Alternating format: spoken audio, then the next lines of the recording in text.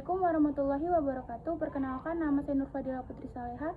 Saya mahasiswi Prodi D3 Kebidanan tingkat 2 semester 4 di Universitas Aisyah Palembang dengan NIM 23154010-2015.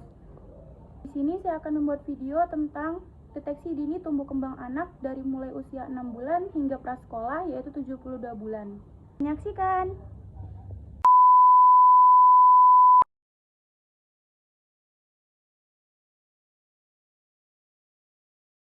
Di bagian nama pemeriksa, kita tulis nama kita. Kemudian di sini tanggal. Tanggal itu ditulis tanggal pengkajiannya. Kemudian di bagian sebelah kanan ada nama anak, tanggal lahir anak, serta nomor CM. Untuk nomor CM di skip tidak apa-apa. Ini sudah kita isi nama anak, tanggal lahir anak. Di bagian sini sesuai umur anaknya. Untuk anaknya di sini dikarenakan anaknya usia 4 tahun, kita tarik garis yang di tepi angka 4 ini, pastikan sejajar dengan angka 4 yang di bawah. Tepi ujung di bawah garis 4 ini, pastikan sejajar dengan garis 4 yang di bawah. Kita tarik garisnya sampai di sini karena jangan melewati tabel ya. Pastikan sejajar.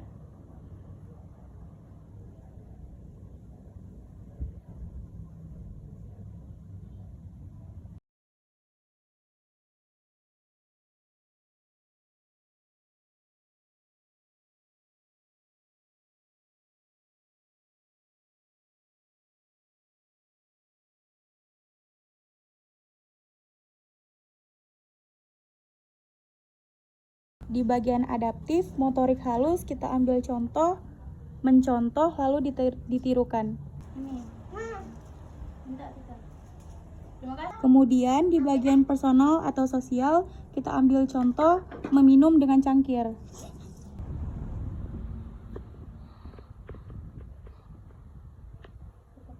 Setelah itu di bagian adaptif atau motorik halus, kita ambil contoh, mencoret-coret.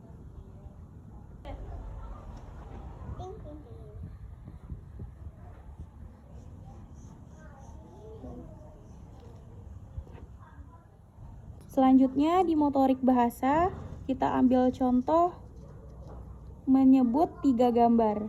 Gambar apa? Sapi. Ini Kuda. ini Bebek. di bagian motorik kasar, berdiri 1 kaki selama 2 detik. Baiklah, untuk tes deteksi dini tumbuh kembang anak yang di bagian sini sudah selesai. Selanjutnya kita akan melakukan tes berikutnya. Baiklah, selanjutnya kita akan melakukan tes KPPSP.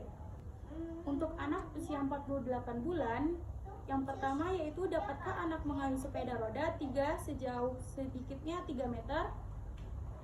Pertanyaan kedua, setelah makan, apakah anak mencuci dan mengeringkan tangannya dengan baik sehingga Anda tidak perlu mengulanginya?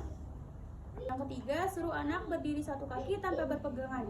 Jika perlu, tunjukkan caranya dan beri anak Anda kesempatan melakukannya. Sepedanya Patan.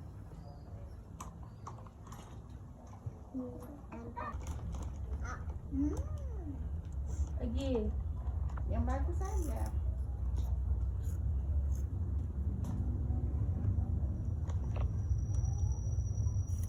Kosong. Cuci tangan.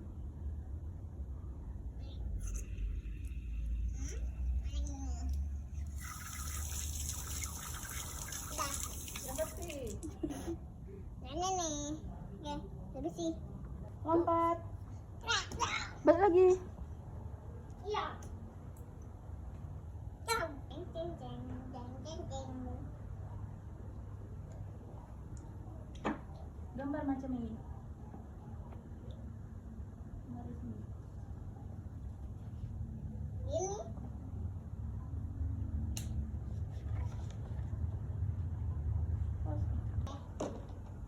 Pelan-pelan susunnya, pelan-pelan susunnya.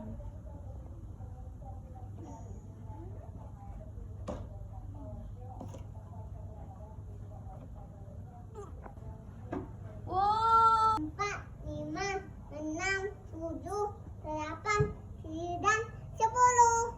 Cari mana ujinya? Cari mana ujinya? Mana? Oh,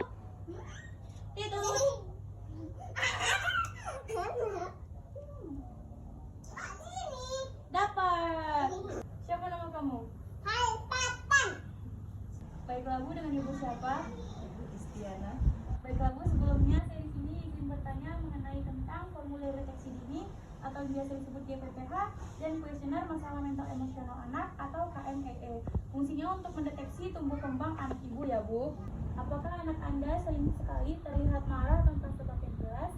Contohnya seperti sering menangis, mudah tersinggung, atau bereaksi berlebihan terhadap hal-hal yang sudah biasa dihadapinya. Tidak. Apakah anak Anda tampak menghindar dari teman-teman atau anggota keluarganya? Tidak. Apakah anak Anda terlihat berperilaku merusak dan menentang terhadap lingkungan sekitarnya, seperti melanggar peraturan, mencuri, seringkali melakukan perbuatan yang berbahaya agar dirinya atau menyiksa binatang atau anak lainnya? Tidak. Apakah anak Anda memperlihatkan adanya perasaan ketakutan atau kecemasan berlebihan yang tidak dapat dijelaskan asalnya dan tidak sebanding dengan anak lain seusianya? Tidak. Apakah anak Anda mengalami keterbatasan karena adanya konsentrasi yang buruk atau mudah beralih perhatiannya? Tidak. Apakah anak Anda menunjukkan perilaku kebingungan, kesulitan dalam berkomunikasi dan membuat keputusan? Tidak. Apakah anak Anda menunjukkan perubahan pola tidur? Apakah anak Anda menunjukkan perubahan pola tidur seperti sulit tidur, sering terjaga di sepanjang hari, terbangun di waktu tidur malam karena mimpi buruk atau mengigau? Tidak. Apakah anak Anda mengalami perubahan pola makan seperti kehilangan nafsu makan, makan berlebihan, tidak mau makan sama sekali? Tidak. Apakah anak Anda seringkali mengeluh sakit kepala, sakit perut, atau keluhan-keluhan fisik lainnya? Tidak. Apakah anak Anda sering sekali mengeluh putus asa atau berkeinginan untuk mengakhiri hidupnya? Tidak. Apakah anak Anda menunjukkan adanya kemunduran perilaku atau kemampuan yang sudah dimilikinya, seperti mengumpul kembali, mengisap jempol, atau tidak mau berpisah dengan orang tua atau pengasuhnya? Tidak. Apakah anak Anda melakukan perbuatan yang berulang-ulang tanpa alasan yang jelas? Tidak. Baiklah Ibu, ini pertanyaan selanjutnya tentang GPPH. Untuk pertanyaan sendiri, penilaiannya ada tidak pernah, kadang-kadang, sering, atau selalu ya Bu. Untuk pertanyaan pertama, tidak kenal lelah atau aktivitas yang berlebihan? Kadang-kadang. Mudah menjadi gembira atau impulsif? Tidak.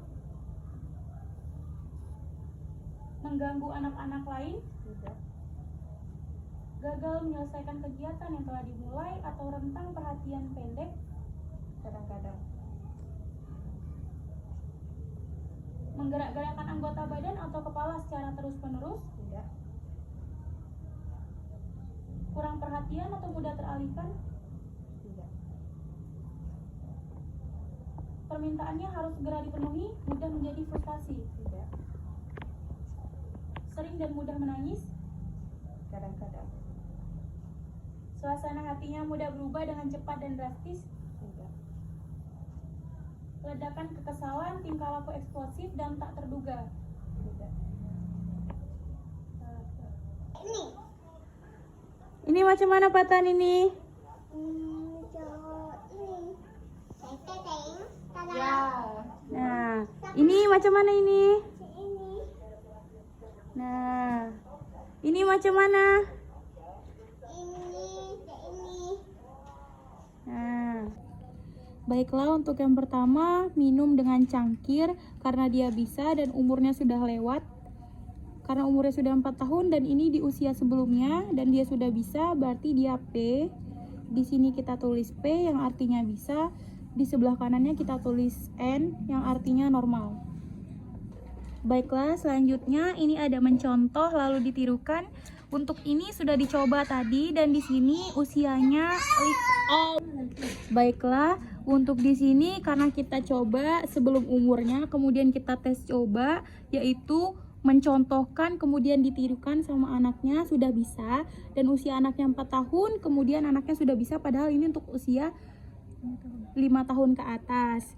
Kemudian karena ini sudah bisa, di sini ditulis P. Kemudian di sebelah kanannya kita tulis A, yaitu advance atau sudah bisa sebelum umurnya. Baiklah, selanjutnya ini di bagian motorik halus, yaitu ada mencoret-coret. Karena di sini usianya sudah lewat dari usia anak yang sekarang, maka di sini kita tulis P yang artinya bisa.